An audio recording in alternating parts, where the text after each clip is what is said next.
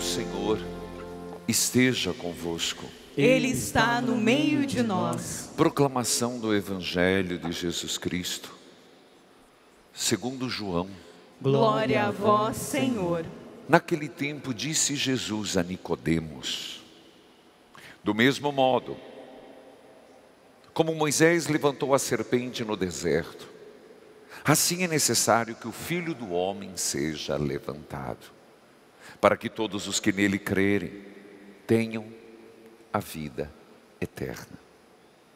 Pois Deus amou tanto o mundo que deu o seu Filho unigênito, não para que morra todo aquele que nele crê, mas tenha vida eterna. De fato, Deus não enviou o seu Filho ao mundo para condenar o mundo, mas para que o mundo fosse salvo por ele. Quem nele crê não é condenado, mas quem não crê já está condenado, porque não acreditou no nome do Filho unigênito. Ora, o julgamento é este: a luz veio ao mundo, mas os homens preferiram as trevas, porque suas ações eram más. Quem pratica o mal odeia a luz, não se aproxima da luz, para que suas ações não sejam denunciadas. Mas quem age conforme a verdade aproxima-se da luz, para que se manifeste que suas ações são realizadas em Deus. Palavra da salvação. Glória a vós, Senhor. Que a palavra de Deus perdoe os nossos pecados. Amém. Ninguém te ama como eu. Olhe para a cruz, olhe para a cruz. Ninguém te ama como eu. Ninguém te ama como eu. Olhe para a cruz, esta é minha grande prova. Ninguém te ama como eu. Filhos queridos, olhem para a cruz e verás o meu amor. Hoje é motivo de termos alegria.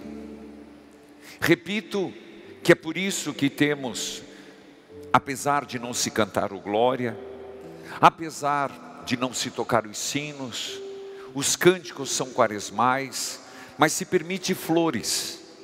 Usa-se uma cor de um roxo mais leve, violáceo, para amenizar no meio de uma caminhada no deserto, no meio de uma caminhada quaresmal, para que no meio dela, quarto domingo, olhemos e pensemos: vamos passar ainda por muitas dificuldades, mas o que nos espera é a paixão, sim, traição, morte, o vazio, mas a ressurreição. É um olhar um dia depois do amanhã. Um dia depois do amanhã. Filhos, essa é a mensagem que o Evangelho nos traz. Uma mensagem que diz abertamente, com toda a vontade, já pronunciado na segunda leitura: Deus é rico em misericórdia. Mas ao mesmo tempo, no Evangelho, quando diz assim: ora, Deus amou tanto o mundo, Deus ama o mundo, que nos deu o seu Filho unigênito, para que não morra todo aquele que nele crê, mas tenha a vida eterna. Se nós perguntarmos qual o sentido da quaresma, se perguntarmos qual o sentido de celebrarmos daqui a alguns domingos a Semana Santa e a Páscoa, é um ato do amor de Deus. Por isso, e é nessa chave de leitura que eu os convido, querido irmão em casa, acompanhando pela TV, pelo rádio, a refletir. A certeza de que Deus nos ama, não obstante o que estamos vivendo. Mas mais do que falar da situação que estamos vivendo, eu já coloquei como intenção essa prece que precisamos: Senhor, cesse essa pandemia, mande para que o Divino Espírito Santo ilumine os nossos governantes, que por amor de Deus não politizem a vacina, e que venha, que não falte leitos, não falte UTIs, que eles tenham discernimento e que tenham ações eficazes. O povo sofre. Mais do que falar sobre isso, a primeira leitura do livro das Crônicas. Crônica é um livro que no conjunto dos livros é chamado de livro histórico. E de fato hoje relata, quando começa dizendo, eles se fazem uma pergunta. Esse texto foi escrito no ano 585 antes de Cristo. Lembre-se, Nabucodonosor chegou, arrasou com Jerusalém e levou o povo deportado para a Babilônia. E esse povo, o que teve? O templo arrasado. Muitos, os mais importantes não foram levados prisioneiros, foram passados ao fio da espada. O povo foi dizimado. E a pergunta era, mesmo depois, já estando lá ou na volta, por que isso nos aconteceu? A mesma pergunta nós poderíamos nos fazer. Por que estamos vivendo essa situação de pandemia? Por que chegamos a esse fundo do poço? O Brasil sendo citado como uma referência negativa, um problema mundial. Deus esqueceu desse povo? O livro das Crônicas traz uma resposta. E diz assim, começa dizendo, preste atenção meus irmãos. E já vou dizer para você que está em casa, que tem perguntas que precisamos de respostas. Primeiro, começa dizendo que os sacerdotes e o povo se multiplicou em infidelidade, palavra-chave. Infidelidade a Deus. Uma infidelidade que teve consequências. Começaram a fazer práticas abomináveis dos pagãos. Quais? Se aliar, agir, fazendo conchaves políticos, agir de uma forma que até o templo foi mundanizado. Eles deixaram a fidelidade a Deus. E diz assim, vocês zombaram dos enviados de Deus, os profetas, desprezaram a palavra do Senhor, e foi quando o furor do Senhor se levantou contra seu povo, e não houve mais remédio. Olha o que aconteceu, Crônicas, você tem um aplicativo, veja lá, eu não estou inventando. O furor do Senhor se levantou, não houve remédio. O que aconteceu? Os inimigos incendiaram a casa de Deus, colocaram os muros de Jerusalém. Mas alguém poderia dizer, e aí? O povo foi levado cativo. Por isso o salmo, esse salmo lindíssimo, eu acho um dos mais lindos. Que se prenda a minha língua ao céu da boca, se de ti, Senhor, eu me esquecer. Eles estão lá exilados e começam a pensar, o que nós perdemos? Porque fomos infiéis a Deus. Por que nós estamos aqui? Os nossos algozes pedem que peguemos as nossas cítaras e cantemos cantigas de Sião. Shema Israel, Shema Adonai Elohim. Que nos cantemos música do templo de Jerusalém. Mas como? Escravos nós iremos cantar aqui algo que nós fizemos contra Deus. Por isso nós dependuramos as nossas cítaras, é o salmo, no salgueiro. Não ousamos cantar, mas dentro de nós a saudade de Jerusalém, a saudade da nossa terra, a saudade de Sião. Sião é Jerusalém. Saudade de Deus, saudade de Deus. Se parasse por aqui, que Deus era esse? Como nós poderíamos chegar aqui, se você está acompanhando o meu raciocínio, e pensar que quando Deus viu isso, Deus mandou sua ira sobre o povo. Como pensar que Deus fez o povo ser passado à espada, que Deus é vingativo, que Deus castiga? Não. Esse não é o Deus, é uma visão de Crônicas, mas não é o Deus, é o Deus de Jesus Cristo, é o outro.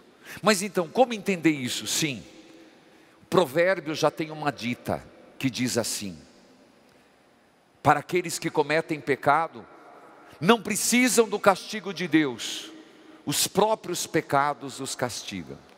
Repito, é um provérbio ensinado pelos rabinos. Escute, e talvez aqui é uma resposta, por que nós chegamos no fundo do poço na nossa nação? Não que Deus está castigando, ou porque às vezes, na nossa vida pessoal, nós, depois de um tempo, parece que Deus está nos punindo. Não, os próprios pecados fabricam os nossos castigos. Uma família desestruturada, um casal que não se ama, que mente, que trai, uma família que briga, uma família que não respeita, uma família que não educa os filhos muito mal, não balizando-os na fé cristã. O que colherá? O castigo de seus próprios erros. Não precisa de Deus castigar. Isso é o livro de Crônicas, porque da parte de Deus, Ele não quer que ninguém morra. Ora, se é isso, então Jesus teria morrido na cruz só para os bons, e Jesus morreu para os pecadores, para os justos, para todos. Então qual é o que Deus não quer?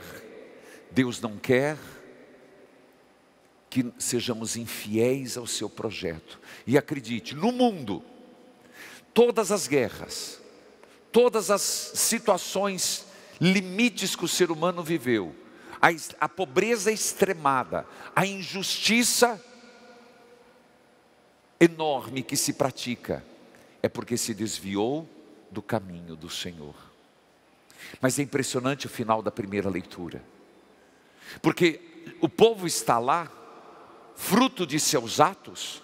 Eu pregava no retiro domingo passado, inclusive as palestras estão aí no YouTube, que nós sofremos o castigo de nossas decisões erradas e vida mal vivida. Pois bem, apesar disso, o povo não merecia, mas Deus suscitou lá na Mesopotâmia, lá na Babilônia, suscitou um rei que nem era judeu, Ciro, um rei persa. E esse Deus tocou no coração e libertou o povo. O povo não merecia, Deus age por amor. Feito essa introdução e esse preâmbulo, agora fica fácil o Evangelho. Agora fica fácil. Porque senão nós levamos para o Evangelho categorias nossas. Como se o fim do mundo fosse um prestar contas para Deus. Como se o fim do mundo, só os justos merecessem o céu. Deus não quer ninguém no inferno. Deus se desdobra 1000 vezes. E a história da salvação é para resgatar a todos. Por isso o texto começa a dizer, ele diz a Nicodemos, para Nicodemos ele era um mestre da lei. Nicodemos, qual era a visão que ele tinha do fim do mundo? A mesma de Mateus. Mas como Mateus escreve para os fariseus, para os convertidos do judaísmo, ele permite, o final do mundo vai ser assim, ovelhas e cabritos, e vamos abrir a contabilidade aqui, e vamos ver quem vai para o céu, quem não vai. Não. Aqui João está dizendo, Nicodemos, Jesus não disse, você tem que nascer de novo? Até no conceito de Deus, tinha que nascer de novo, e nós temos que nascer de novo. Lembre-se, o povo foi para o exílio, e ainda Deus suscita a sua redenção. Jesus Cristo. Não é Ciro, é muito maior do que Ciro. Ele deu a terra prometida de novo, Jesus nos dá a eternidade com Ele. Veja aqui, disse a Nicodemos: do mesmo modo como Moisés levantou a serpente no deserto, assim será necessário que o Filho do Homem seja levantado. Por isso nós começamos, olhe para a cruz. Não se trata só de olhar para a cruz num ato de piedade. Oh meu Deus, coitadinho, não. Entenda também que os rabinos ensinavam. No Antigo Testamento, lembre-se que o povo estava no deserto, eles passaram fome. Deus foi muito paciente, mandou codorna, mandou comida. De repente apareceram serpentes. Deus mandou fazer uma haste, está aqui no Evangelho. Deus mandou fazer uma haste. A serpente no deserto. Moisés levantou e o povo olhava, ficava curado. Ora, não te estranha o povo olhar para um pedaço de bronze e ficar curado? Não te cheira idolatria? Mas era o pedaço de bronze que curava? Ou era aquele que estava envenenado, que olhava para Deus? O movimento de elevar-se, aquele que mandou, não era o bronze, era Deus. Assim também, não é só um olhar piedoso para Jesus na cruz, tadinho, mas é um olhar para Jesus, para que o nosso veneno, é isso que está clamando, o veneno nosso, seja curado em Jesus Cristo, do pecado, da desobediência, da infidelidade, que a primeira leitura fala. Nós estamos na quaresma, eu partilhava esses dias no rádio, eu percebo as pessoas falando, e estou sentindo muita dificuldade, as pessoas até partilham comigo, dificuldade de entrar no clima da quaresma. Por quê?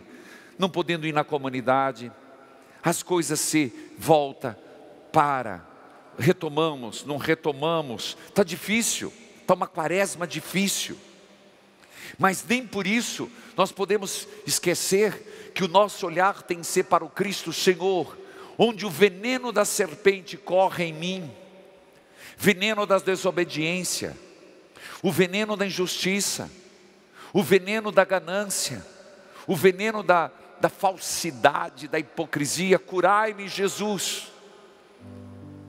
Olhar para a cruz de Jesus é olhar para aquele que não se deixou envenenar pela serpente, e ao mesmo tempo ter esperança. O ser humano é capaz de achar o fundo do poço, como na primeira leitura acharam a escravidão de novo, mas diz o Evangelho, e aqui está toda a força do Evangelho: pois Deus amou o mundo, e se Cristo foi na cruz, é para salvar o justo e o injusto. Filhos, não há corrente grossa que Jesus não quebre, não há pecado tão cabeludo que Jesus não perdoe, não há pessoa que possa se sentir tão maldosa que o Senhor não resgate com amor. Essa é a mensagem que nos traz a alegria. Jesus veio de fato para salvar o mundo, e diz mais, que aquele que crê não morra, mas tenha a vida eterna. Mas veja, lembra que eu falei que o próprio pecado tem o seu salário? O próprio pecado por si só elabora o seu castigo? Também isso é uma verdade para mim e para você. Mas esse pecado e esse castigo que possamos estar vivendo pode ser curado em Jesus Cristo, no amor. Do outro lado, cada dia é nossa escolha. O Evangelho continua a dizer depois de uma forma muito clara: qual é o julgamento? Eu falava do conceito de Nicodemos de julgamento. O da primeira leitura, Jesus traz um novo julgamento. Como é para João? O que João tem de diferente? Se não é um tribunal? É bonito, porque é um processo diário de iluminação ou de escuridão. Ele diz, o julgamento é esse: a luz veio ao mundo, os homens preferiram as trevas. Então nós somos filhos da luz, e nós somos chamados a caminhar dia a dia para a luz. Nesta semana teve uma leitura de Jeremias, que diz assim: o homem não pode caminhar para trás, é caminhar para as trevas, caminhar para trás. Jeremias fala isso. E às vezes nós estamos caminhando para trás, desconstruindo o reino, mas desconstruindo o nosso próprio processo de iluminação. Nós estamos caminhando para trás, nas trevas, diz o Evangelho. A luz veio ao mundo, mas os homens preferiram as trevas à luz, porque as ações eram más. Chega de ações más, meus irmãos. Nós temos que dar um basta, mas nós precisamos dar um basta, um macro no mundo inteiro. Nós precisamos dar um basta naqueles, não. Cada um é chamado a dar um basta nas suas ações más. Se aquilo é mal, simplesmente dizer não. É uma escolha. Esse é o julgamento de hoje. O tribunal não é um dia depois de amanhã. O nosso tribunal é hoje. O castigo faz os seus próprios castigos. Continua. Quem pratica o mal odeia a luz. Você acha que não é daqui que surge aquela história épica de Drácula, dos vampiros que odeiam o sol? É dessa visão. Quem quer a luz? Aquele que faz a verdade, que as ações são boas, que está caminhando para frente, que está construindo o reino, que não tem nada a esconder. Mas nosso Senhor vai dizer: quem pratica o mal odeia a luz. Porque é claro, sempre tem uma vida secundária, tem uma vida paralela, tem pensamentos equivocados. Eu pregava no retiro e lembro, cuidado, que a nossa mente não seja um parque de diversão do inimigo. Está lá, está no YouTube, assista, são alguns minutos. Depois, se o parque, a cabeça é um parque de diversão, os olhos a porta de entrada, o ouvido surdo, a boca, o coração se torna um lugar de coisas só ruins. Como diz João num outro texto: se a vida é escuridão, que triste é uma alma escura, iluminando. Então, aproximemo-nos da luz, aproximemo-nos de Jesus. O povo no deserto levantava os olhos para a haste da serpente e não morriam envenenados. Jesus, a humanidade, a igreja e eu e quem está acompanhando em casa, queremos olhar para Ti, transpassado na cruz, não como um ato de piedade, de sentimentalismo, mas pedimos que sejamos como humanidade hoje curados de nosso veneno.